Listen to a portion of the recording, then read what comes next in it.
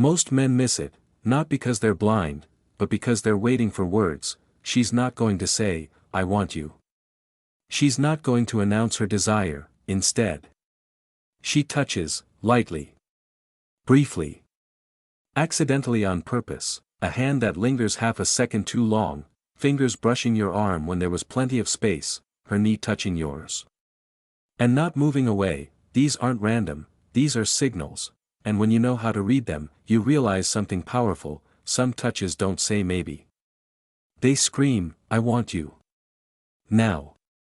In this video, I'm going to break down 9 subtle touches that reveal physical attraction before she ever says a word. Watch closely. Touch 1, the controlled collapse of distance. You're mid-conversation, the energy is steady, calm, balanced, then something shifts, her voice softens, her body angles toward you, and slowly, deliberately, she closes the gap, her hand finds your chest while she laughs, or her thigh brushes yours and doesn't retreat. This is not an accident. When a woman reduces space, she is testing emotional permission. Physical distance is safety, closing distance is vulnerability. If she places her hand on your chest, especially near your heart, that is symbolic. That area is instinctively guarded. She's not just touching you, she's testing whether you're grounded enough to handle proximity. The key indicator, duration. If her hand lingers longer than socially necessary, she's not stabilizing herself, she's stabilizing desire. Touch 2, the hidden conversation under the table. There's something intoxicating about signals no one else can see. You're sitting across from her, then you feel it, a gentle brush against your foot, you ignore it, it happens again, this time slower, her shoe lightly grazes your ankle. Then pauses. This is not nervous movement, this is covert communication. Foot contact under a table is intimate because it's private. It creates a shared secret between you two, and secrecy amplifies chemistry. When she initiates this, she is creating a parallel conversation, one that says, "I'm comfortable crossing boundaries with you." If her foot traces upward along your calf, that's escalation, that's not play, that's invitation. Touch 3, the "let me fix that" excuse. Watch carefully for this one. She reaches toward your collar, adjusts your jacket, brushes invisible lint from your shirt. On the surface, it looks nurturing, but psychologically, it's something deeper. It's a reason to remain inside your personal space without asking for permission. Her fingers move slower than necessary. Her eyes stay locked while she fixes something that didn't need fixing. This is a socially acceptable gateway touch. It allows her to feel your body heat, to breathe closer, to sense your reaction.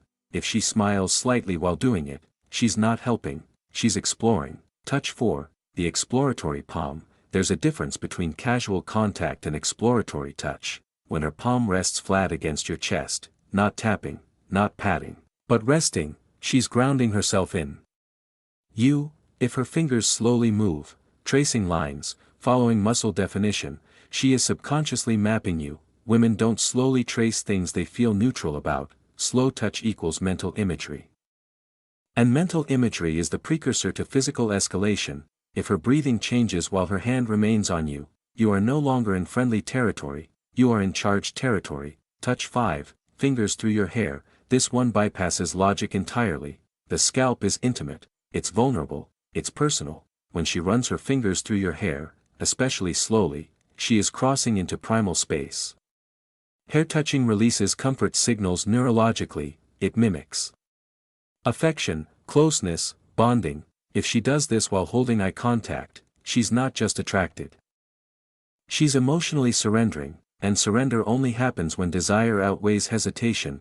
Men often mistake this for playful affection. It's not, it's territorial softness. The Stoic perspective. Here's where most men fail. They overreact, they escalate too fast, they interpret touch as a green light for aggression.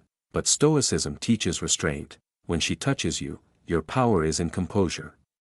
Because the man who stays grounded while being desired becomes magnetic. If she senses that her touch destabilizes you, she regains control. If she senses that you remain calm, she leans further. Attraction thrives in polarity, not chaos. Touch 6, the full body alignment hug. There are 2 types of hugs, social hugs, and charged hugs. In a social hug, hips remain distant. In a charged hug, bodies align. when her chest presses fully into yours, when her arms tighten rather than rest, when she exhales slowly into your neck, that is not courtesy, that is attachment seeking, and if she delays the release by even 2 seconds, she's not waiting, she's hoping you feel it, hoping you act on it. The key signal: grip pressure. The tighter she holds, the more she is anchoring herself to you. Touch 7. The delayed finger exchange. You reach for something, she hands it to you, your fingers meet, and instead of immediately withdrawing, she pauses. Milliseconds matter. In human touch, hesitation equals awareness. If she maintains contact for even 1 extra beat, she is amplifying sensation, she is silently asking, "Did you feel that?" And if you respond with calm eye contact instead of nervous movement, you validate the moment. Here is part 2, continuing directly from where part 1 ended. Movie camera 9 subtle touches that reveal she craves you. The silent language of desire, part 2. Touch 8, the neck graze. The neck is not neutral territory, it is one of the most sensitive, vulnerable areas on the human body. Nerve endings. Pulse points. Heat. When a woman lightly drags her fingers across the back of your neck, or lets her nails graze just beneath your ear, she knows exactly what she's activating. This isn't accidental contact, this is neurological stimulation. A slow graze across the neck sends a signal straight down the spine. It creates involuntary physical awareness. If she does this while standing close, especially during laughter or a quiet pause, she is not being playful. She is testing chemistry, and here's the key: if her touch is slow and controlled, she's confident in her desire. If it's quick but repeated, she's building courage. Either way, the intention is there. The wrong move, overreacting. The right move, hold eye contact. Slow your breathing. Don't chase the touch, let her feel that you felt it. Power lives in stillness. Touch 9, the lip focus paired with proximity. Now watch carefully, because this one combines visual and physical signaling. You're close, conversation slows, her body remains near yours, and then she touches her lips, not nervously chewing them, but slowly. Deliberately. Maybe she runs her finger across them, maybe she bites her lower lip lightly while glancing at yours. Lip-focused gestures are subconscious sexual indicators. They draw attention to intimacy without asking for it.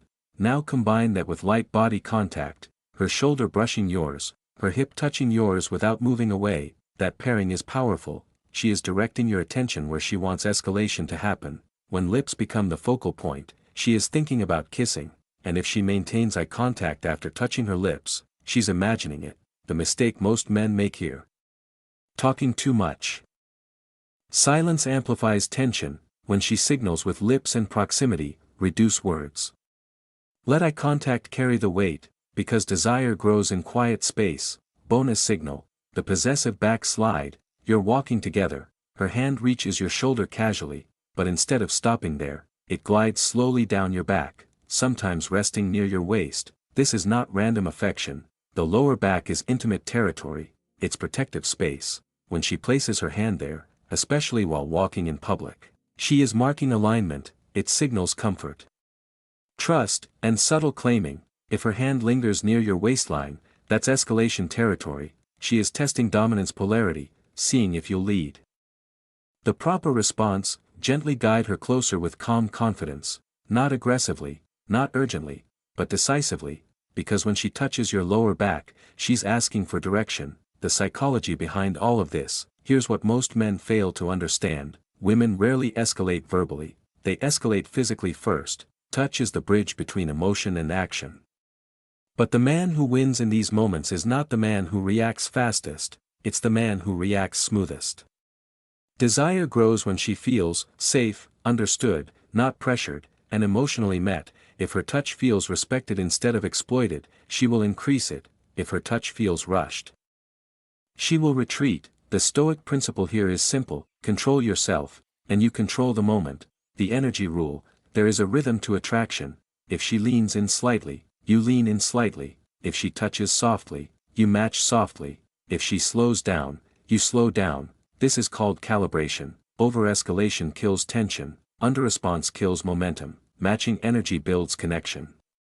When she feels that you are on the same emotional wavelength, her nervous system relaxes, And relaxation unlocks desire, the silent test. Every subtle touch is a question: are you confident enough to handle this? Are you grounded? Will you panic? Will you push? When you remain steady, she reads strength. When you stay composed, she feels safe, and when she feels safe while feeling desire, that's when things naturally unfold. Final message: attraction is rarely loud, it's coded, it lives in the brush of fingers, in the pause between hands, in the warmth of a lingering hug. Most men miss these moments because they're waiting for permission in words, but desire doesn't speak in sentences. It speaks in touch, so the next time her hand rests on your chest a second too long, the next time her foot traces yours under the table, the next time her fingers pause against yours, don't ask yourself if it meant something, ask yourself if you stayed calm enough to deserve it, because the man who understands silent signals never chases, he recognizes. If this opened your awareness even slightly, if you now see what you used to overlook, then make sure you subscribe for more psychological insight into attraction, human behavior, and masculine composure. This is your daily Stoic dose. Stay observant, stay controlled, and above all, stay dangerous.